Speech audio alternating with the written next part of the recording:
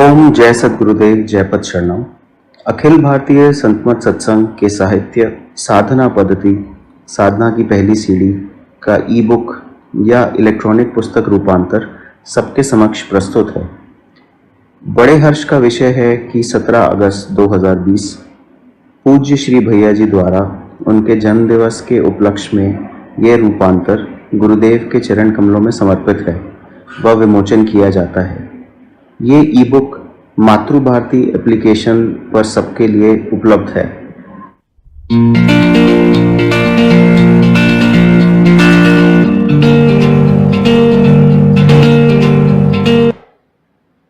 प्रथम सोपान आनंद योग ध्यान योगाभ्यास के सिद्धांत व विधि। संरक्षक का संदेश।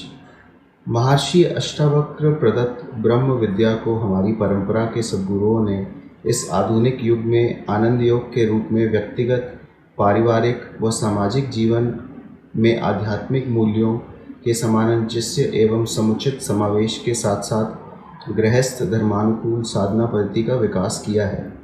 वास्तव में आनंद योग का मार्ग इति मार्ग मेथड ऑफ एडिशन है, जिसमें अपनी दैनिक दिनचर्या में राम नाम अर्थात अपने इष्ट देव का नाम जोड़ना होता है, अर्थात दस्त बकार दिल बयार। हाथ दुनिया के भौतिक कार्यों और दिल परमात्मा के चरणों में लगा रहे। यह साधना पद्धति सभी के लिए अर्थात यूनिवर्सल मेथड है। आज की आधुनिक जीवन शैली में तनाव रहित जीवन बिताने के लिए गृहस्थ संतों एवं सद्गुरुओं की आध्यात्मिक विद्या एक अद्भुत देन है। यह इलेक्ट्रॉनिक पुस्तक 11 भाग में प्रस्तुत है। पहला भाग परिचय तथा 11वां भाग प्रार्थना है। आशा है हम सब इस ई पुस्तक से लाभान्वित होंगे। जय सद्गुरुदेव जय पद शरणम।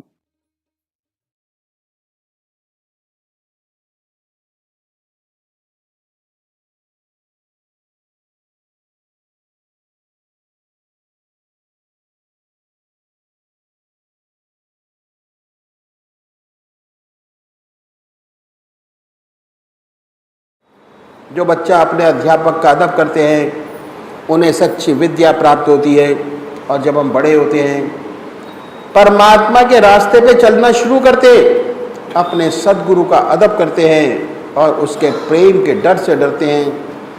ऐसे साधक के हृदय में निरंतर टीस बनी रहती है।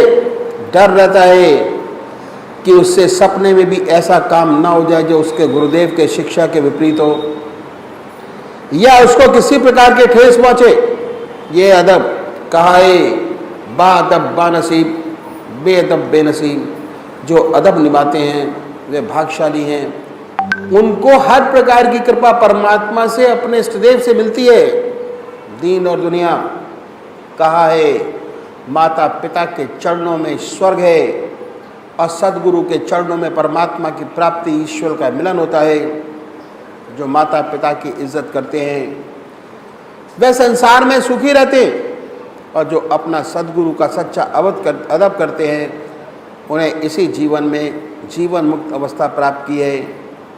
पहला गुण अदब का संतों ने कहा है, अदब पहला करीना है मोहब्बत के करीनों में।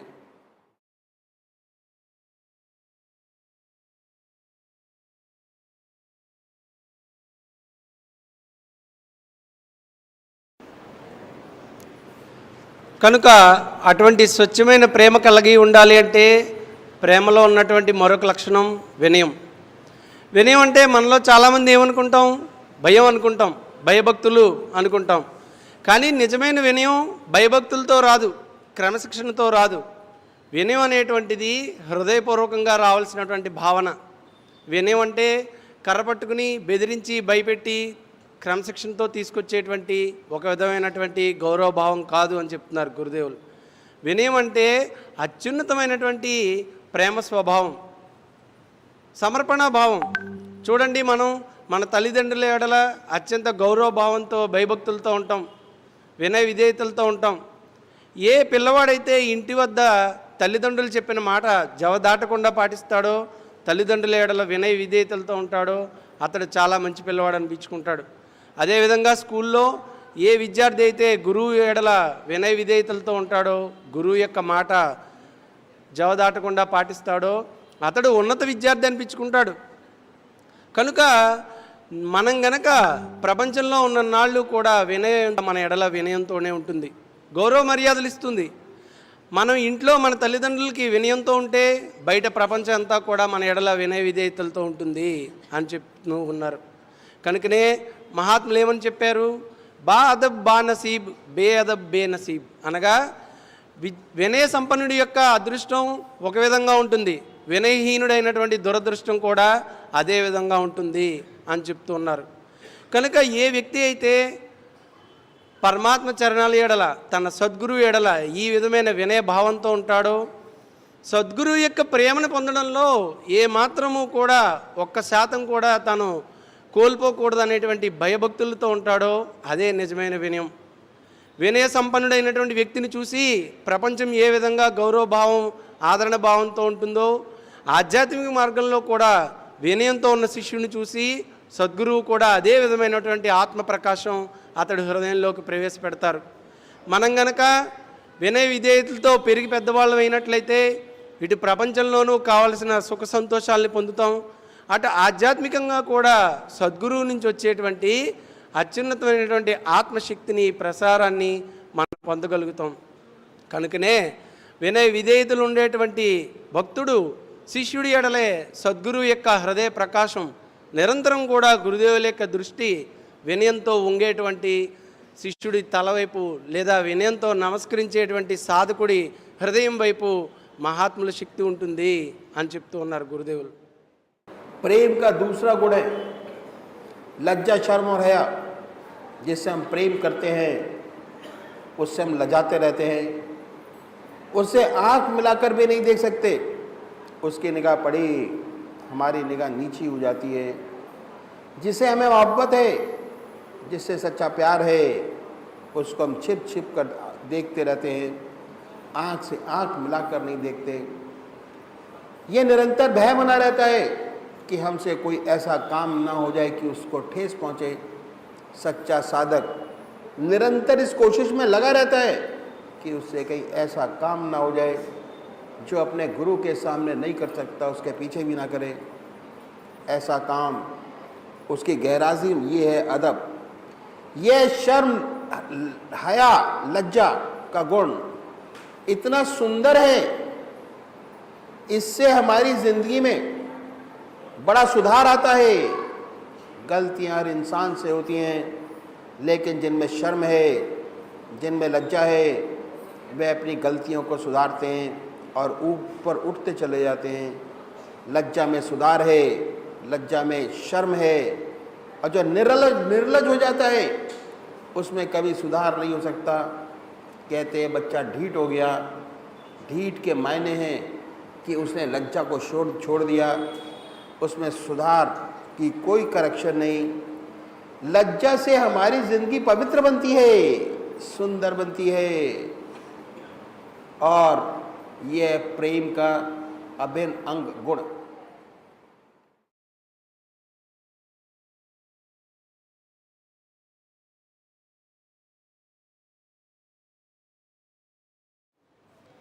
కనుక ప్రేమ యొక్క మరొక స్వభావం లజ్జాభావం అనగా సిగ్గు. మనం సాధారణంగా ఎవరినైతే ఎక్కువగా ప్రేమిస్తామో వారి కళ్ళలో కళ్ళు పెట్టి చూడలేం, లేదా మనల్ని ప్రేమించేటువంటి వ్యక్తి ఒకసారి మనకేసి చూడగానే మన కళ్ళు కిందకి దించేస్తూ ఉంటాం. లజ్జాభావం అనేది ఎంతో ఉన్నతమైనటువంటి భావన. సిగ్గు అనేది ప్రేమ యొక్క అనిర్వచనీయమైనటువంటి భావన. ఏ వ్యక్తి అయితే మనల్ని అమితంగా ప్రేమిస్తూ ఉంటామో అతడికేసి మనం పూర్తిగా కళ్ళెత్తి కూడా చూడలేం. కనుక ఎప్పుడైతే నిజమైన ప్రేమను కలిగి ఉండాలి అంటే నిజమైన సాధకుడు లజ్జాభావంతో ఉంటాడు. ఒక చెడు పని గురుదేవుల ఎదురకుండా చేయడానికి ఏ విధంగా సిగ్గుపడతాడో ఆ చెడు పనిని సద్గురుదేవులు లేనప్పుడు కూడా చేయడానికి చాలా సిగ్గుపడతాడు. ఎందుకని? గురుదేవులు నిరంతరం నన్నే చూస్తూ ఉన్నారు, నా వద్దనే ఉన్నారు అనేటువంటి భావన కలుగుతుంది. లజ్జాభావం సిగ్గు అనేది ప్రేమను కలిగిస్తుంది. నిజమైనటువంటి ప్రేమ ఈ లజ్జాభావంతోనే మనకి ప్రాప్తిస్తుంది. ఎందుకని అంటే నిజమైన శిష్యుడు గురువు ఎదురుగా ఏ విధంగా అయితే అంకిత భావంతో ప్రవర్తిస్తూ ఉంటాడో, గురువు లేనప్పుడు కూడా, గురువుగారు లేని సమయంలో కూడా అదే విధమైన సిగ్గు లజ్జ అనేటువంటి భావంతో, అనగా అతి దీనత్వం, అతి వినయంతో నిండినటువంటి స్వభావంతో ప్రవర్తిస్తూ ఉంటారు. కనుక నిజమైన ప్రేమని పొందాలి అంటే అందులో ఒక భాగమైనటువంటి లజ్జా స్వభావాన్ని కూడా ప్రతి వ్యక్తి కలిగి ఉండాలి అని తెలియజేస్తున్నారు. तीसरा प्रेम का गुण है विश्वास, जिससे हम प्यार करते हैं, उस पर थोड़ा हमें विश्वास होता है कि हम यहाँ आए हैं, कम से कम इतना विश्वास तो ज़रूर लेके आए हैं कि हमारा समय खराब नहीं होगा, भगवत चर्चा होगी। अगर इतना विश्वास लेकर आए हैं तो ज़रूर फ़ायदा होगा। और ये विश्वास हमेशा अनुभव से होता है। अंधविश्वास बहुत ख़राब चीज़ है, नहीं करना चाहिए, गड्ढे में गिराने वाला है। पर इसके मायने ये नहीं कि अपने को इतना संकुचित बना ले कि सच्ची बात को भी न माने। अपनी बुद्धि को खुला रखिए, जिस बात को आत्मा माने उसे कबूल करिए, उस पर चलिए, तो हमेशा लाभ होता रहेगा। धीरे धीरे हमारा विश्वास बढ़ता रहेगा। हम अभ्यास करते हैं, धीरे धीरे हमें अनुभव होता है, धीरे धीरे हमें अपनी आत्मा का ज्ञान होता है, धीरे धीरे हम परमात्मा की ओर बढ़ते हैं और उसकी लीला को देखते रहते हैं। एक दिन ऐसा आता है कि हमें उसे पूर्ण विश्वास हो जाता है और हम अपने को उस परमपिता परमात्मा को पूरी तरह निछावर कर देते हैं, छोड़ देते हैं। ये विश्वास बहुत आवश्यक है।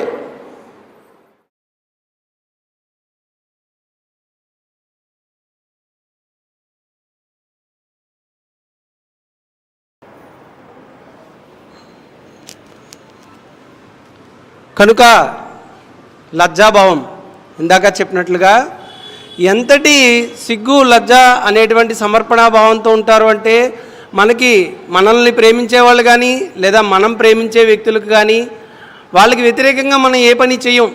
ఎందుకని?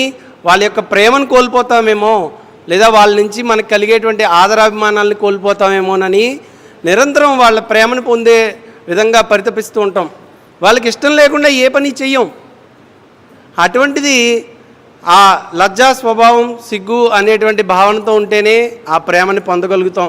ఇటు ప్రాపంచిక సంబంధాల నుంచి అయినా సరే, అటు ఆత్మికమైనటువంటి సద్గురువు నుంచి అయినా సరే పొందాలి అంటే అంతటి ఆదరణ భావంతో ఉండాలి. ఇక మూడవది విశ్వాసం. విశ్వాసం అనేది అతి కష్టం మీద ఎవరికైనా సరే, ఎవరి మీదైనా సరే అతి కష్టం మీద కలుగుతుంది. ఎందుకని?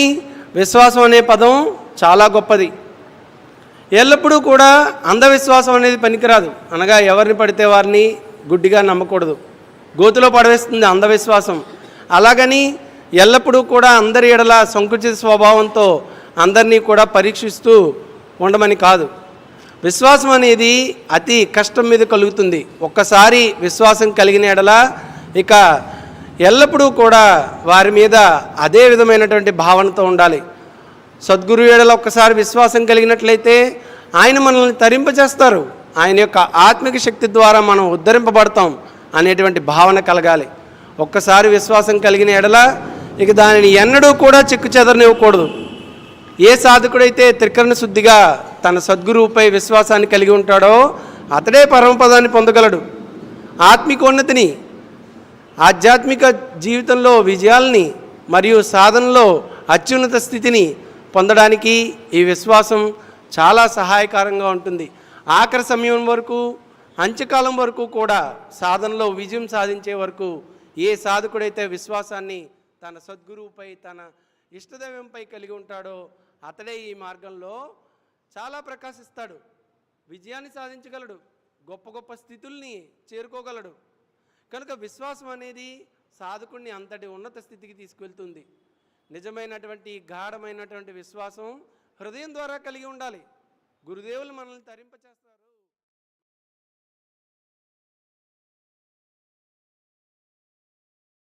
पूज्य माता और बंधुओं, अब एक भजन होगा और भजन के साथ साथ सभी भाई बहन अपने अपने इष्ट का ध्यान करेंगे। सुरेश भैया जी मायल वेल्पु मीरोई, सुरेश भैया जी मायल वेल्पु मीरोई, सुरेश भैया जी మా కనులు తెరచి మా మనసు నిలిపి మా మాయ తొలగించి, మాలో కనులు తెరచి మా మనసు నిలిపి మా మాయ తొలగించి,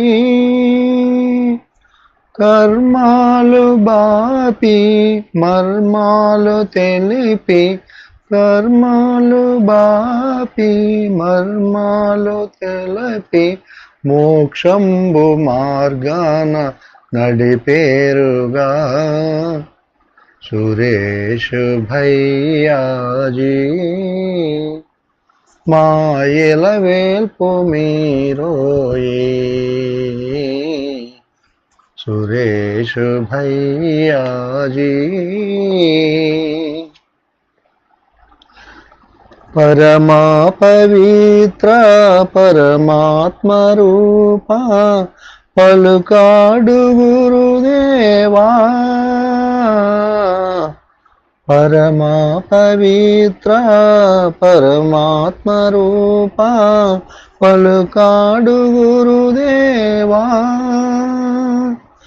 మా హృదయమెరిగి మీ శక్తి నొసగి, మా మనసు నెరిగి మీ శక్తి నొసగి పరమాత్మ తత్వాన నిలపేరుగా సురేష్ భయ్యాజీ మాయల వేల్పు మీరోయే, సురేష్ భయ్యాజీ సంసార జీవుల సంకటములు బాపి మది ఆత్మానందము నింపా, సంసార జీవుల సంకటములు బాపి మది ఆత్మానందము నింపా, నడయాడు దయయు నడిపించు దైవము, నడయాడు దయయు నడిపించు దైవము, ధ్యానంబు మోక్షంబు మీరే సుమా, మా ధ్యానంబు మోక్షంబు మీరే సుమా, సురేష్ భయ్యాజీ మాయల వేల్పు మీరోయే, సురేష్ భయ్యాజీ। जय सद्गुरुदेव, जय पाद शरणम।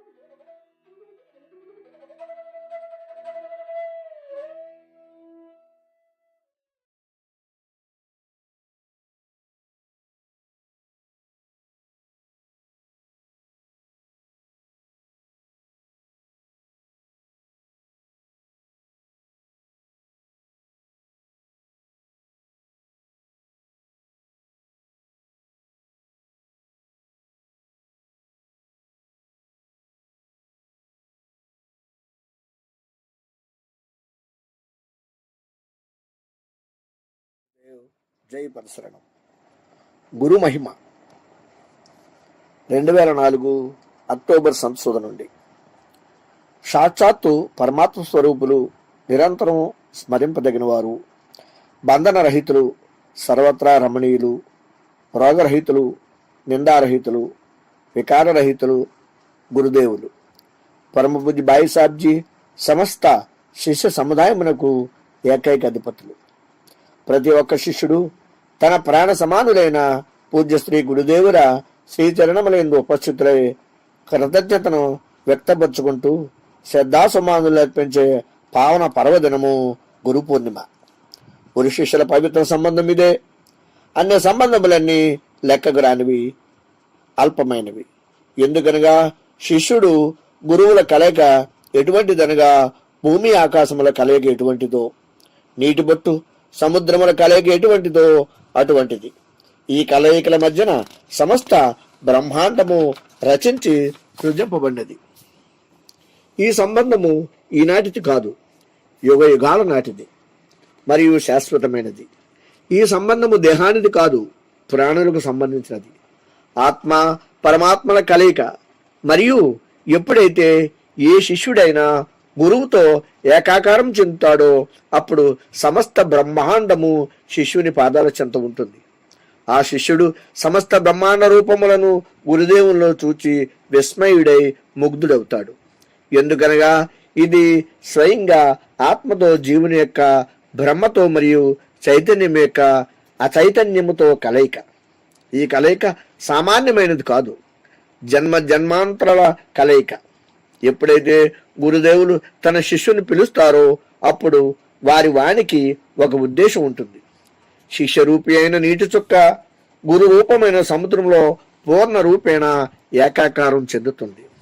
దానివలన అతడు మాటిమాటికి జన్మనెత్తే ప్రక్రియ, ఈ జనన మరణాల చక్రం ఒక్కసారిగా సమాప్తమైపోతాయి. మరియు గురు పూర్ణిమ సందర్భంగా గురువు ఈ క్రియనే సంపన్నం చేస్తారు.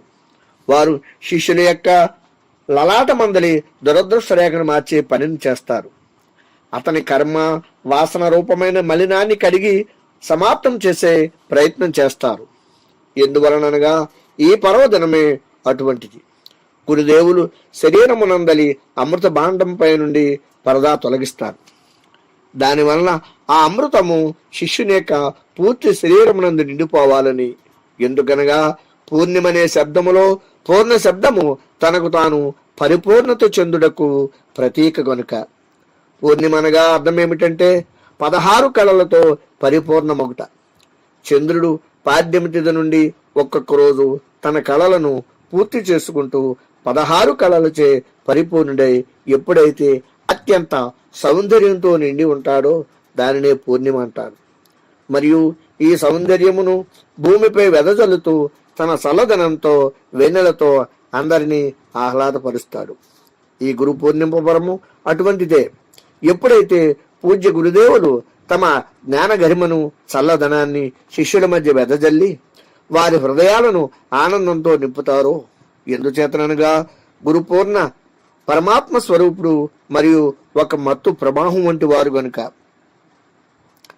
అందులో తడిసిన శిష్యులు ఆనందంలో మునకలు వేయగలరు.